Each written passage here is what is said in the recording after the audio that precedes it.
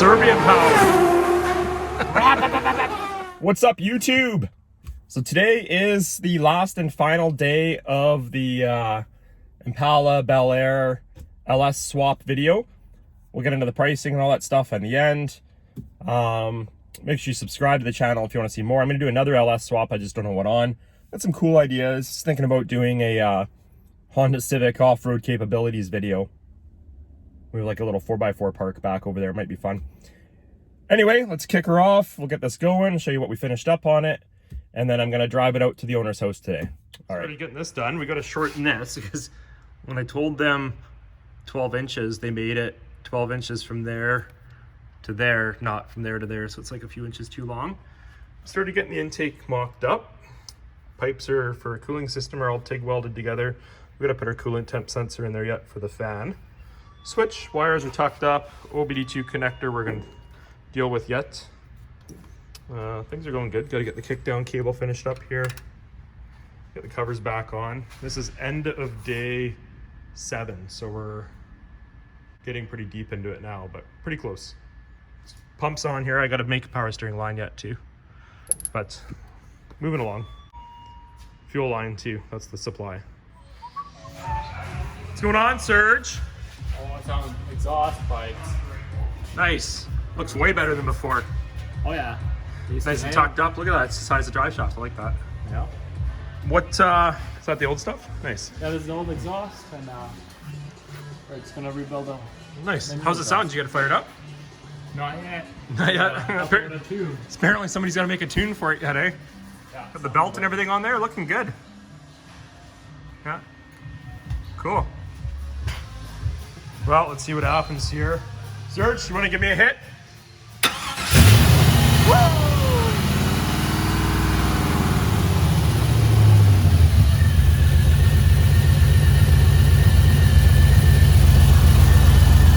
It's alive!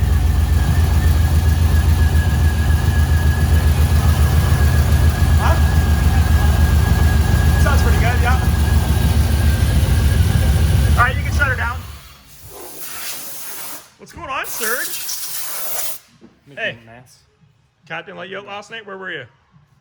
I was biking. With Cat, yeah. Biking with Cat. Yeah. What do you got going on over here? Well, we just put the sensor here. Very nice. I see you got coolant in here. Yeah. Yeah, it was leaking a little bit. So leaking a bit. How's your exhaust? It's good. It's good. You wanna hear? Yeah. Why don't you hit it? All right.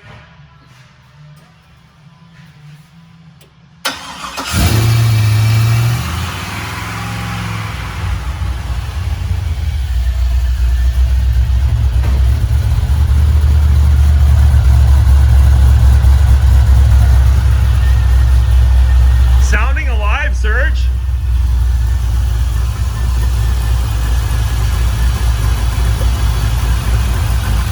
We're gonna move that fuel line, right? Yeah. Sounds good. Hey Mel, what do you think? All right, Serge, cruising along over here. We're gonna get rid of MagnaFlow and go to Flowmasters because this shit ain't loud enough. What else is happening, Serge? What happened over here? Some leak. A leak. That'll happen. Had a running yesterday though. Got a few things to move around down here yet. Got the front end back together. It's looking good, Serge. I see up there in the engine bay. Can I see the engine bay? Not quite. All right. Well, different mufflers. MagnaFlows weren't loud enough, so we went to the Flowmaster 40 series here. Woo! What do you think, Serge? It's much louder. Much louder? Sure is. That's what we're looking for. All right, we gotta get the tailpipes back on there yet. Nice. Well, before we get going on the pricing here, I missed a bunch of videos, but this was how we did the exhaust. We had Flowmaster 40 series in there. And then, well, I could put it on a lift, but I guess I'm too lazy and I'm just gonna do this. Got it all tucked up as high as we can get it there. It's pretty high. And yeah, so we're about 60 miles an hour. Showing 1700 RPM.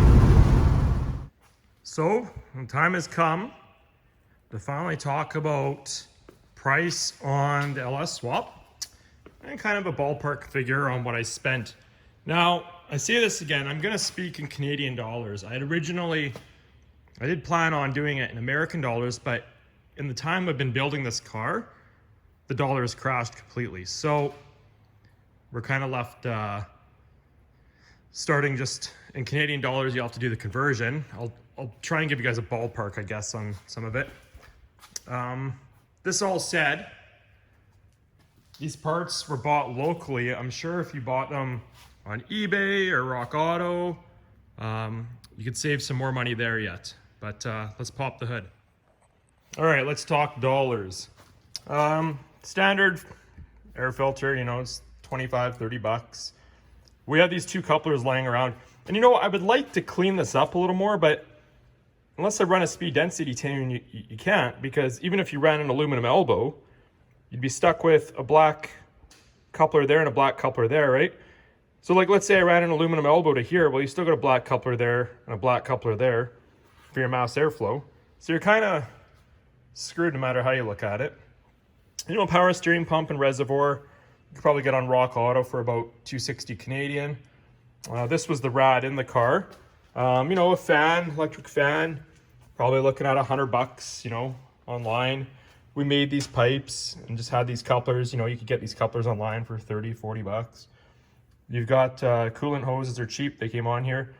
This wiring harness blows my mind, honestly. This wiring harness was $360 on eBay, and I'm taken back at how well and how smooth it went. Like, it worked flawlessly. I'll put the link in the description when I'm done. These covers were on eBay. They were a couple $100. The headers, depending what you're swapping into. So these headers were actually the small block Chevy headers that came in the car. And then we changed the flange on it so we could reuse these long tubes to clear the steering gear. And as you can see, it is a tight fit. Plugs and wires, standard, you know, pretty cheap.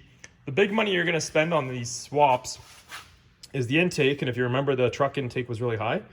If you haven't seen the older videos, you can. The intake was $600 Canadian. And then the shit kicker is when I got it, the guy had taken the fuel dampener out of it, and they're a couple $100. So I ended up just getting Performance World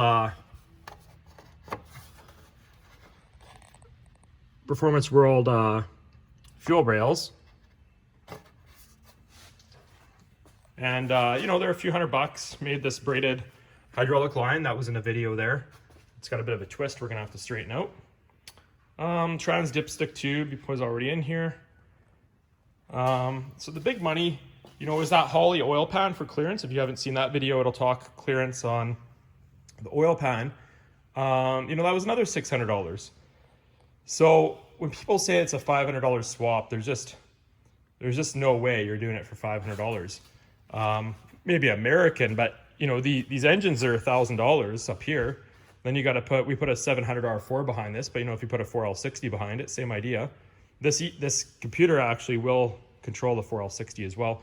We just went with a 700 R4 because of the mechanical speedometer in it, and we wanted to keep the speedometer and the shifter all original, or as original as we could, right? So there's the shifter and the speedometer, and we're actually putting a new tack in. So that's another thing for people doing this. These SunPro tacks don't have a 4-cylinder mode, so you need an auto meter tack in order to run the tack. And then you just take your signal from your ECU, you run a 1,000 ohm resistor, you tee it into there with a positive wire, and away you go. That's our fuel supply back there, and we've got the kick down back there. Another expense, you know, would be the drive shaft. You know, we had this one custom done, $1,000 there. Canadian, I think it was, you know, $400 American or whatever it works out to. Drive-by cable is always going to be your easiest bet. Rather than drive-by wire, it's just simpler to understand.